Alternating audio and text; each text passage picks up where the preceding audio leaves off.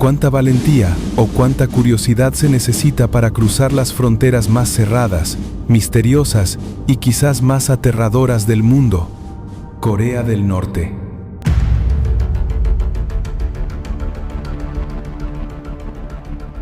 Para Otto Fredrik Warmbier, de 21 años, esta motivación era solo el deseo de curiosidad y exploración propio de la juventud.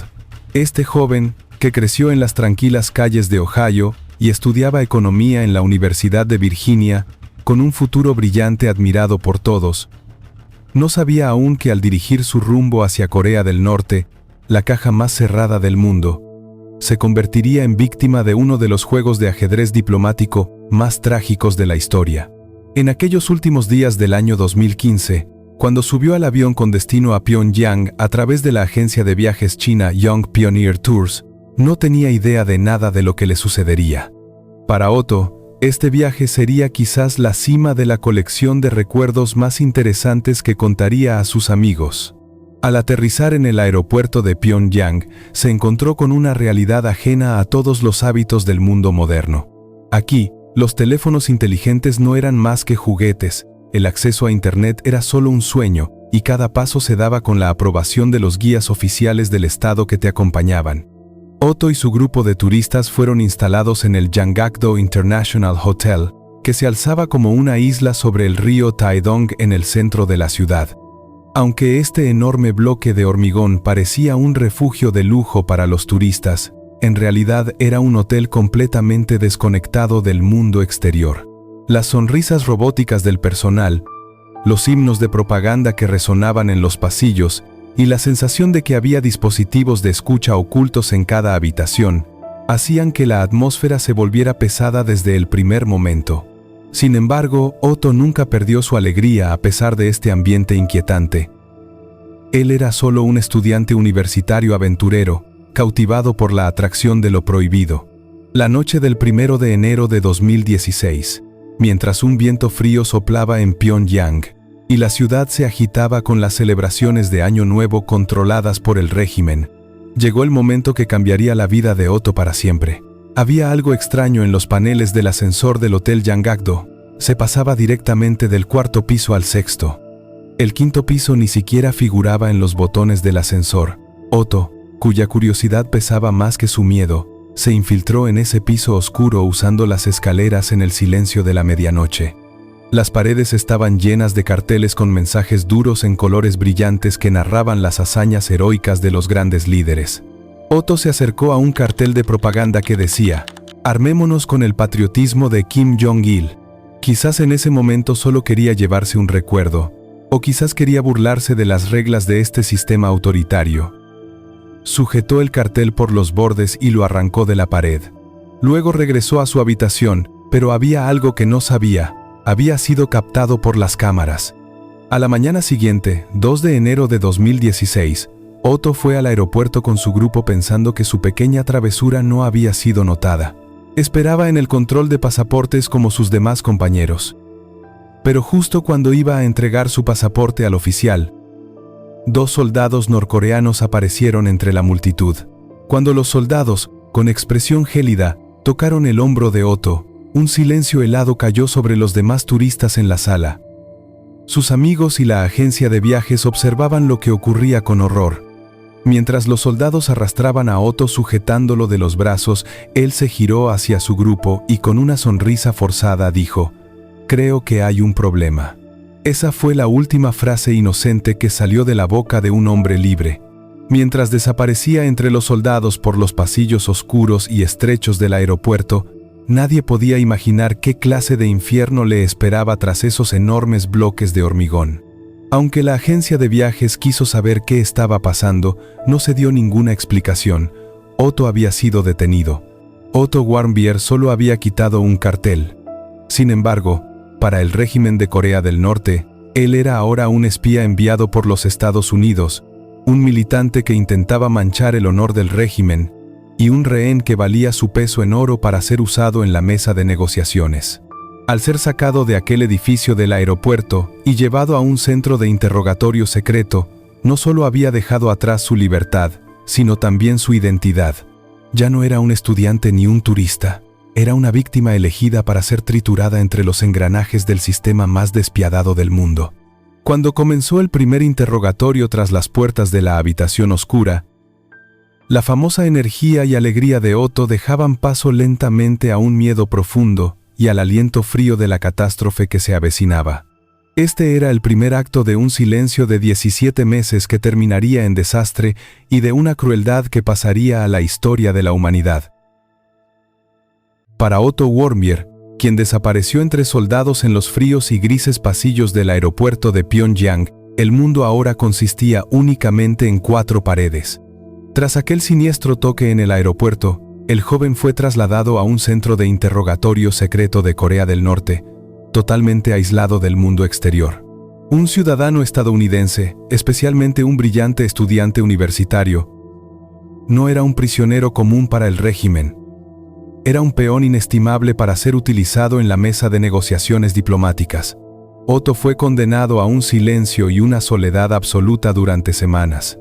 En este proceso, su familia, sus amigos y el gobierno de los Estados Unidos no pudieron obtener ni una sola información sobre dónde se encontraba o si estaba vivo. En esos días oscuros, bajo los famosos métodos de reeducación y las interminables sesiones de interrogatorio de Corea del Norte, la alegría de Otto fue reemplazada por una profunda incertidumbre y el instinto de supervivencia.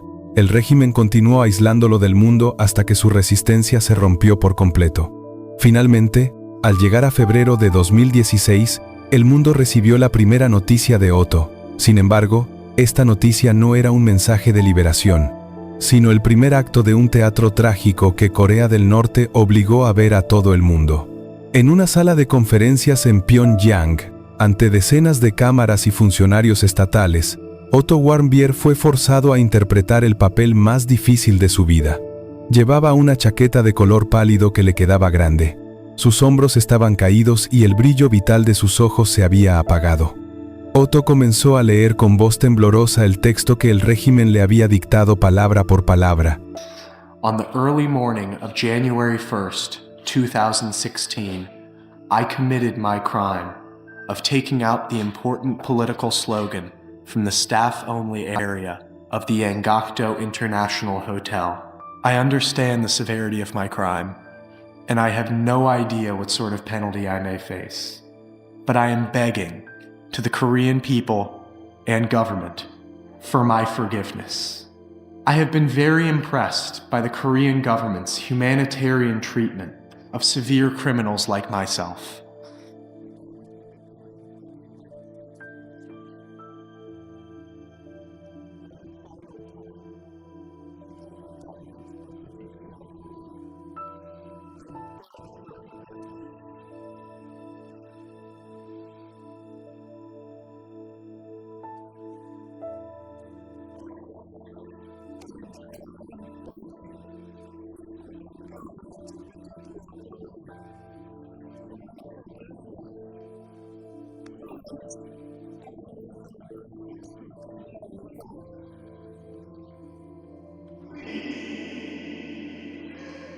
Según su confesión, bajo la dirección de un grupo religioso y los servicios secretos de Estados Unidos, había intentado robar ese cartel para romper el entusiasmo de trabajo del pueblo norcoreano.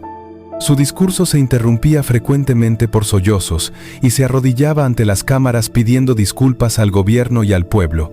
Mientras gritaba, «He cometido el error más grande de mi vida. Por favor, devuélvanme a mi familia». Su desesperación sacudía al mundo entero. Esto no era solo la confesión de un joven, era una exhibición escalofriante del poder absoluto de un Estado sobre un individuo. Pero este teatro de Corea del Norte no se limitaría a la confesión. Poco después de esta representación, el golpe final que determinaría el destino de Otto se dio en la sala del tribunal. El juicio ante el Tribunal Supremo de Corea del Norte carecía por completo de los principios básicos del derecho moderno. Otto no tuvo derecho a defenderse. El tribunal comenzó con un abogado designado y una sentencia ya escrita. Los fiscales alegaron que este estudiante de economía de 21 años había cometido un delito de grave provocación y espionaje contra el Estado, atacando los valores sagrados del régimen, y exigieron la pena más severa. Al final del juicio, Las gélidas palabras que salieron de la boca del juez resonaron en cada rincón de la sala. 15 años de prisión mayor y trabajos forzados. Este precio increíble por solo un pedazo de papel, por un cartel de propaganda, significaba que los años más productivos de la vida de Otto se desvanecerían en el ambiente polvoriento y cruel de un campo de trabajo. La última imagen de Otto reflejada en las cámaras, mientras era sacado de la sala escoltado por soldados y esposado, se convirtió en una de las fotos más inolvidables de la historia. Con los pies retrocediendo, el rostro bañado en lágrimas y siendo arrastrado hacia el vacío, el joven sintió en lo más profundo que esos 15 años no eran solo un número, sino una cadena interminable de tortura y soledad. Inmediatamente después de la sentencia, cuando las puertas de la prisión se cerraron sobre Otto, el muro de silencio de Corea del Norte se levantó de nuevo. Mientras Otto Warmbier desaparecía en las profundidades de los campos de trabajo secretos, todos los llamados externos en su favor quedarían sin eco. Nadie lo sabía, pero el Otto que salió de aquella sala nunca más podría hablar en voz alta ni ver el mundo con sus ojos sonrientes. Los grises y altos muros de Corea del Norte habían hecho su primer movimiento para devorar la vida y el futuro de un joven de 21 años. Cuando las puertas de la sala del tribunal se cerraron tras Otto Warmbier, el mundo estaba a punto de perder no solo a un prisionero, sino el rastro de un ser humano vivo. Cuando se anunció la sentencia de 15 años de trabajos forzados, la opinión pública internacional pensó que se trataba de una táctica clásica de toma de rehenes por parte de Corea del Norte, y que Otto sería liberado poco después mediante negociaciones. Sin embargo, el gobierno de Pyongyang puso en marcha esta vez un escenario mucho más oscuro. A partir de marzo de 2016, Otto fue condenado a un silencio absoluto y a un profundo aislamiento. No se le permitió escribir ni una sola carta. No pudo realizar ninguna llamada telefónica con su familia, ni se abrió ninguna puerta a los diplomáticos suecos que querían visitarlo. Otto Warmbier, desconectado de todos los canales de comunicación del mundo moderno, se convirtió casi en un fantasma detrás de esos muros infranqueables de Corea del Norte.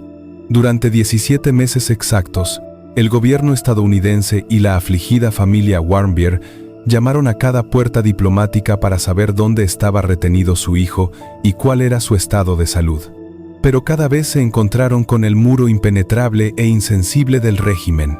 Durante estos 17 meses, lejos de las cámaras, se libraba una tremenda guerra diplomática. El Departamento de Estado de los Estados Unidos intentaba constantemente establecer contacto con Pyongyang a través de canales secretos, poniendo todo tipo de concesiones sobre la mesa. Sin embargo, los funcionarios norcoreanos respondían a cada pregunta sobre el estado de Otto con frialdad y evasivas. Todo está bajo control, está cumpliendo su condena según nuestras leyes. La realidad, sin embargo, era mucho más atroz de lo que se imaginaba. En junio de 2017, de repente, una noticia estalló en la agenda mundial. Otto Warmbier sería liberado por razones humanitarias. Inicialmente, esta noticia fue percibida como un mensaje de victoria y liberación. Pero la escalofriante nota técnica que los diplomáticos norcoreanos añadieron a este anuncio ahogó la alegría en las gargantas. El régimen afirmaba que Otto había sufrido botulismo poco después del juicio y que había entrado en coma debido a una pastilla para dormir que había tomado. Según ellos, Otto llevaba en ese estado más de un año. En realidad, esta explicación médica no era más que una gigantesca mentira preparada por Corea del Norte para encubrir su propia responsabilidad. La noche del 13 de junio de 2017, cuando Otto fue finalmente traído a suelo estadounidense en un avión de evacuación médica, su familia esperaba abrazar a su hijo con lágrimas de alegría. Pero el horror vivido ante la camilla que bajaba del avión era indescriptible. Otto estaba allí, pero en realidad ya se había ido. Aquel joven de 22 años que bajaba del avión no era el brillante estudiante de economía que sonreía con esperanza un año antes en Pyongyang. Sus ojos estaban abiertos, pero miraban a un punto vacío y sin sentido. No oía los sonidos a su alrededor. No reaccionaba a los sollozos de sus padres ni reconocía las manos que lo tocaban. Su cuerpo estaba rígido y los primeros exámenes médicos mostraban que se habían producido daños masivos e irreparables en su cerebro. Cuando los médicos estadounidenses lo examinaron, comprendieron en segundos que la afirmación de botulismo de Corea del Norte no tenía ninguna base médica. El cerebro de Otto, por una razón desconocida, se había quedado sin oxígeno durante mucho tiempo y había perdido todas sus funciones. ¿Qué había sucedido realmente durante esos 17 meses tras las puertas cerradas, lejos de los ojos del mundo? ¿Fue Otto golpeado hasta la muerte por los guardias en un campo de trabajo, o se hundió en su propio interior al no poder soportar el peso de la tortura psicológica y la soledad? ¿Fue atendido en una cama de hospital adecuada durante un año, o fue abandonado inconsciente en el suelo de una celda oscura y fría? Las respuestas a estas preguntas seguirán siendo el secreto más profundo del régimen tras los grises y altos muros de Pyongyang. El colapso que sufrió la familia Warmbier al ver el estado de su hijo no fue solo dolor, se transformó en una ira colosal hacia el régimen de Corea del Norte. Otto, utilizado como moneda de cambio en la mesa de la diplomacia, había regresado a casa, pero su alma, su mente y su futuro ya habían sido destruidos en aquellas tierras oscuras. Ni siquiera la tecnología médica más avanzada del mundo sería suficiente para devolverle a Otto la vida que perdió en esos oscuros 17 meses. Cuando comenzó el examen exhaustivo de Otto, tras ser trasladado con código de emergencia al Centro Médico de Cincinnati, el mundo de la medicina estadounidense se enfrentó a realidades estremecedoras. La afirmación de los funcionarios norcoreanos sobre el botulismo y la pastilla para dormir fue desmentida en segundos, ya que las pruebas realizadas no mostraron ningún indicio de intoxicación. Los médicos detectaron una pérdida de tejido cerebral muy extensa e irreversible. Esta situación era una prueba clara y cruel de que el cerebro había permanecido sin oxígeno durante un periodo muy prolongado. Otto no podía sentir dolor, no reaccionaba a la luz y ni siquiera podía reconocer la voz de las personas que más amaba. Al describir la devastación que sintieron al ver el estado de su hijo, su familia gritó al mundo entero que Corea del Norte no solo lo había encarcelado, sino que lo había destruido sistemáticamente. Los detalles compartidos posteriormente por la familia aumentaban aún más la gravedad de la situación. Cuando Otto regresó a casa, la estructura de sus dientes estaba dañada y tenía una enorme cicatriz en la parte inferior de la pierna. Estas marcas eran testigos mudos de los traumas físicos ocurridos tras esas puertas cerradas, que nunca podrán aclararse por completo. Entre los sonidos rítmicos de las máquinas en la unidad de cuidados intensivos, el mundo médico tuvo que rendirse. Las funciones cerebrales de Otto se habían detenido de tal manera que nunca volvería a despertar. Para que su hijo no sufriera más, y para poner fin a ese silencio humillante, su familia tomó la decisión más difícil de sus vidas, y eligió desconectarlo de la unidad de soporte vital. El 19 de junio de 2017, apenas 6 días después de su liberación de tierras norcoreanas, Otto Warmbier cerró los ojos a la vida a los 22 años. Su muerte provocó una enorme ola de ira y luto, no solo en el estado de Ohio, sino en todos los Estados Unidos. La tensión diplomática entre el entonces presidente Donald Trump y el líder norcoreano Kim Jong-un alcanzó su punto máximo con este fallecimiento. Estados Unidos cerró las fronteras, prohibiendo por completo que sus ciudadanos realizaran viajes turísticos a Corea del Norte. Sin embargo, esta dura decisión no sería suficiente para recuperar una joven vida apagada. El funeral de Otto se llevó a cabo en el gimnasio de la escuela secundaria donde se graduó, con la asistencia de miles de personas. Lo que yacía en aquel ataúd no era solo un exitoso estudiante de economía, sino también un sueño inocente aplastado entre los engranajes de la política global. El hecho de que un joven, acusado únicamente de quitar un cartel de propaganda de la pared, pagara por este acto con su vida, pasó a la historia como la prueba más tangible e inolvidable de la crueldad del régimen de Corea del Norte. Hoy, cuando se cuenta la historia de Otto Warmbier, en las mentes no solo queda ese final trágico, sino también una pregunta colosal sin respuesta. ¿Qué sucedió realmente en esas celdas oscuras durante esos 17 meses? Aunque esta pregunta permanezca oculta para siempre tras los muros grises de Pyongyang, el grito silencioso de Otto continuará resonando en las pantallas de proyección y en los corazones de quienes buscan justicia. Yo soy Proyección. Esto es todo por hoy, queridos amigos. Si les ha gustado mi historia, por favor, hagan algo por mí. No lo sé. Dejen un comentario, suscríbanse, o hagan lo que deseen. Sigan con salud y nos vemos en el próximo video.